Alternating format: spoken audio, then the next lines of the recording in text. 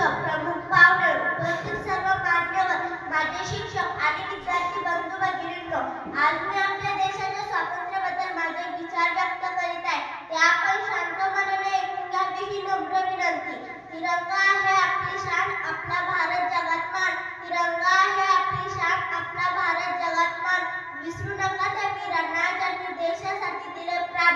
विसरू नका त्या वीरांना ज्यांनी देशासाठी दिले प्राण. सूर्याप्रमाणे तेज दिसणारे व्यासपीठ, चंद्राप्रमाणे शीतल छाया देणारे परीक्षक आणि चांदण्याप्रमाणे चमकणाऱ्या माझ्या मित्रमैत्रिणींनो,